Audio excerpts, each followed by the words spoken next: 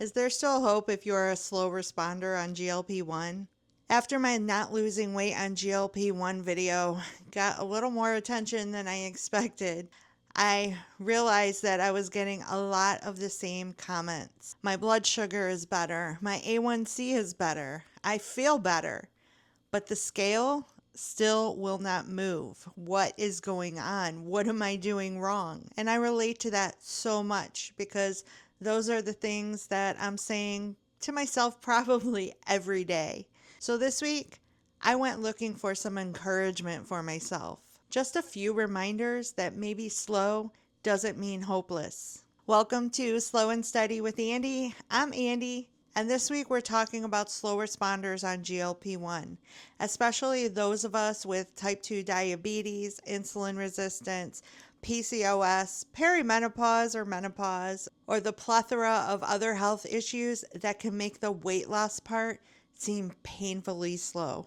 I'm not a doctor, a nutritionist, or a YouTube GLP-1 expert, and I'm not here to tell you what your body's doing. I'm here sharing my experience, what I'm seeing in the comments, and a few things I found that helped me feel a little less discouraged. I'll also share my week 10 on 10 milligram Mounjaro update, as well as take my 11th week injection with you all. So over the past few weeks, I'm definitely noticing that so many of you are experiencing the same struggle that I've been experiencing on this medication. And for the most part, most of the comments are saying that there are many great things that have been happening since being on the medication, whether it's a semaglutide or tirzepatide. But of course, a lot of those comments are also saying that the weight loss part is slow or non-existent. Like me, a lot of you are also saying that your A1C levels have dropped dramatically, that your blood sugar levels throughout the day are staying much more stable. They're not spiking to really high, dangerous levels anymore. A lot of us have lower blood pressure and just in general are feeling better. But the scale just doesn't want to move. And even though we are having so many great non-scale victories happening, let's be real, when we're not seeing the scale move, it can just feel so discouraging. We're seeing all the time on social media people that are losing so much weight on these medications, yet there are so many of us who are having this issue. And of course, there's always going to be the people that are saying it's us. We are not doing things the right way. We're still eating too much and we're not exercising enough. We're not doing enough. That's always the go-to. The go-to is always you are having too much calories and it's our fault that the scale isn't moving. And really, that just doesn't make sense because there can't be so many of us going through this same thing, sharing with each other that we are eating better, that we are staying within a much lower calorie range than maybe we were before the medication, that we are exercising, that we are doing all the things, and that scale's not moving. So we all can't just be imagining it. We all can't just be in some denial. So I just want to tell you guys that I've had to shut off all those negative comments or those assuming comments. And I hope that if you are experiencing that from anyone in your life, that you will also just turn off that noise. Because like me, I'm the one living it. I know what I'm consuming. I know what I'm not consuming. I know what I'm doing. So when I say I should be losing weight, I know that based on all the things I'm doing, I should be losing weight. So what is it? What is it that makes it so much harder? And there are tons of studies done and tons of research that back up that weight loss is not all about calories. That for people that are type 2 diabetic or going through so many of the other health issues that are a hormonal metabolic imbalance issue, that it is not that easy for us to lose weight. And I'm not going to spend so much time defending myself. I know that I am not doing anything wrong. My doctor, my nutritionist, they can see all my labs, they can see the other improvements going on, and they are fully on board and believe me 100%. Thankfully, they're the opinions that matter in my health journey. Now, I don't want to pretend that I have all the clinical answers to how to get things moving.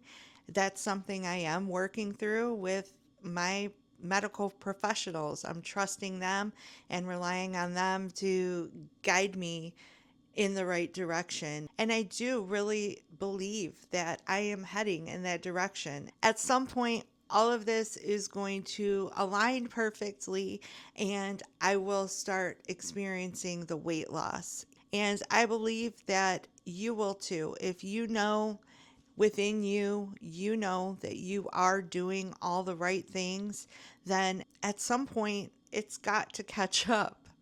I am I am believing that. So I'm not giving up, and I hope that you're not giving up either. So without getting into too much of the clinical mumbo jumbo, I do want to just point out a few of the things that I came across that helped put things into a little bit better perspective for me. And one of those is that most of these GLP-1 medications, they were evaluated over a long period of time. For example, the tirzepatide, one of the clinical trials was it was called the Surmount-1, and that spanned over a 72-week period. So a lot of the major results that people are talking about occurred closer to that 72-week period. So like for me, I started Mounjaro in June of 2025, and I am on the 10 milligram dose, and currently I'm at like week 48 or 49. So I'm a little more than halfway over that trial period. And a lot of these trials also found that people that had type 2 diabetes or some of, like I said, the other metabolic hormonal issues that make weight loss a little more difficult, they didn't really experience the significant amount of weight until they got towards the end of the trial and they were on the highest doses. So I'm going to be taking week 11 with you guys tonight. I have one more 10 milligram pen left, and then I already have in my refrigerator the 12.5 milligrams. So I'm nervous, but I'm pretty excited to let's just get to those higher doses and see if finally those doses are going to trigger something for me. I still have several weeks ago to fall into that 72-week range. And at the end of the day, if this medication doesn't help me lose any more weight, it did help me get back to normal A1C levels. I was at 7.9 when I started, and now for the past several doctor's visits, I'm at 5.4. That's amazing.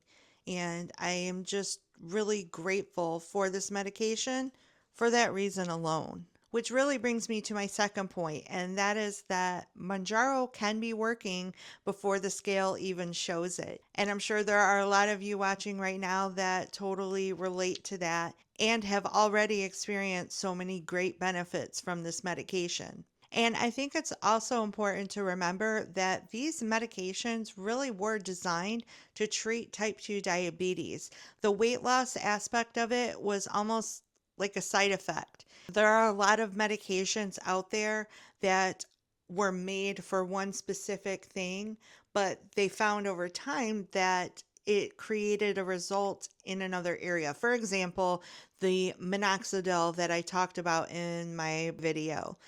And minoxidil is a blood pressure medication, but over time they found that for some people it helped bring hair growth back. So that is what these medications are. If they are treating the main thing that they were designed to do, then it is a successful medication. It's just not everybody is going to experience the other benefit, unfortunately. And I just wanted to share with you a couple screenshots of my Dexcom app. And this isn't a Dexcom lesson or anything. I just wanted to show you some of those actual results that I'm seeing by wearing my Dexcom. So the first data report is going to show a 90-day average glucose comparison, and it's comparing from November of 2025 to February of 2026, and it's showing that my average glucose was 102, and it's the same thing for February 2026 through May 2026. So I wanted to show you that so you can see that my blood glucose levels have been really stable for the duration of being on this medication. And the next screenshot I'm going to share with you is the daily glucose profile. And this is showing from April 24th to May 7th that I have stayed in range, which my range is a low of 70 and a high of 180. There was one day, April 27th, or actually 2 days, April 27th and May 6th, where I got a couple of low alerts. But as you can see, even eating carbs, the enemy carbs, my blood glucose is not spiking outrageously. It is staying in a very balanced and healthy range. Before I started the Mounjaro, my blood glucose was spiking up to 280, 300. It was getting up there. It was getting a little bit scary. So this medication is doing what it was meant to do. Now, even though my A1C levels have been perfect and my blood glucose is staying really stable, my doctor did decide to increase my dose. Like I mentioned, I still have a couple pens of the 10 milligram, but I will be going up to the 12.5. And she's doing it because I'm a type 2 diabetic and I have PCOS, and she fully understands that it's not just about appetite suppression, that I just may need that higher dose. All right, so let's get into how this week went. This was my birthday week. It was a very emotional week. For those of you who have been with me for a little bit, you know that I am like at the end of perimenopause, going into menopause, and there are times that my emotions are just next level, mainly like sad feeling emotions for no reason, crying for no reason. Yeah, hormones are definitely going wild. I've had a pretty busy week. I haven't had as productive of a week with working out. I did have a couple days that I was doing my Pilates bar workouts. I don't know if I've talked about that with you guys yet, but I'll have to remember to talk about that in the future because those are fun too. But for most of the days, I was just busy. I was not home. I was doing stuff, and I did get a lot of steps in. So it's not that I was sitting around doing nothing. It's just I wasn't able to stick with my working out routine. Not every week is going to be exactly the same, and that's okay. We just keep going, we keep moving, we keep getting better. Oh, and I wanted to mention, I didn't mention it in my last weekly update, but my nutritionist told me to go ahead and start using melatonin. She actually recommended, they're called Melton strips, and if you want to see what I'm talking about, you can click on my Amazon storefront down in the description box, and it will take you there and show you what exactly it is that I'm taking. But they're little strips that melt right on your tongue. And when she first recommended them to me, she told me to use them if I am waking up in the middle of the night, because I had let her know that it seems like around 3 a.m., 3:30, I seem to wake up and then have a hard time going back to sleep. I was asking her if it's something that I could take every night or if I should only be taking it if I wake up in the middle of the night. And she actually said, you know what, let's switch it up and go ahead and start taking it before you go to bed every night for a few weeks. And let's see if that lowers your cortisol levels, and it may just start up some weight loss. Because if you don't know, high cortisol can really hinder weight loss, whether you're on a GLP-1 to try and lose weight or you are just dieting to lose weight. Cortisol is definitely a factor. So I am going to be trying that out for a few weeks. And once I've given it some time, I'll let you know what the results are and if I feel like it helps me out at all. But definitely don't just go taking melatonin without talking to your doctor to make sure that that is something that is a good idea for you and your body. All right, so getting into the update for week 10 on 10 milligram Mounjaro, really not much to say. It's been pretty stable through, I don't know, from the 5 milligram all the way through the 10 milligram. I haven't been experiencing any negative side effects other than gas. And even though I'm going to be going up to the 12.5 milligrams soon, it has nothing to do with appetite suppression because my appetite suppression is still really strong on the 10 milligram, like really strong. Food noise, I don't have any food noise. So for that, this medication has been just really amazing. But even though I have really strong appetite suppression, I do not try to, I guess, starve myself into weight loss. I still try to stay within my 1600 to 1800 calorie range, which that is what my doctor and nutritionist want me doing. They don't want me going too low. They really want my focus to be on protein. And currently I'm trying to get to 132 minimum grams of protein, which it's not always too easy, but I am trying to get there every day. And that's important because with this medication, you can lose muscle mass. Also, as a woman in perimenopause, going into menopause, going through those changes, we start losing muscle and bone density really easily. So it's really important not to deprive ourselves of the important vitamins and minerals and proteins that are found in food. And before I forget, if you look up on the screen, this is a recording of my scale app as I was weighing in, and you can see what it was this morning. And last week, I think my weight was 236.6. So there is a little improvement. I still don't really consider it weight loss because around Christmas, I was around 235. I haven't been lower than that. So I just kind of keep fluctuating between the same 5 pound range, and that is like really frustrating. Okay, so I'm going to take my injection with you really quick. I was going to do my thigh because I've done my arms for the past, I don't know, 3 or 4. But right now it is Friday, like 6 o'clock when I'm recording this. And my husband and I have got to get out of the house soon. So I just want to go through this quickly because it takes a little more time to do the setup so you can watch me inject in my thigh. Again, wasting time here just talking on and on, but let me get set up and we will do that really quick. Okay, so to save a little bit of time, I'm going to have my husband help me out really quick.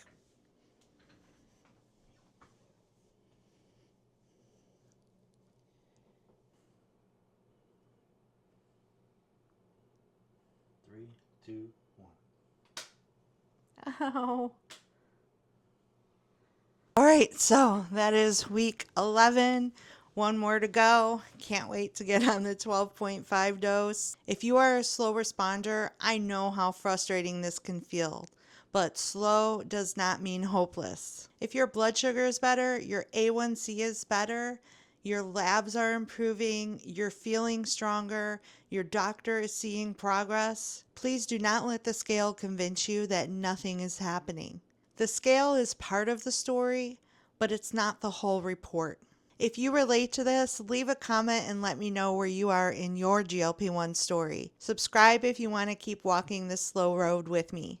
See you next week. Seen Bye. a lot of change, been through a lot of pain. Some things are not the same as they were a year ago, but all will be okay.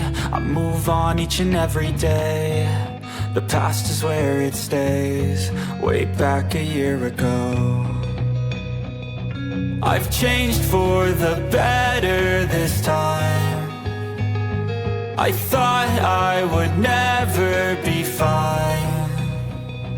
I strive just to say I'm alright, and for the first time in a long time I'm alright. I've seen a lot of change.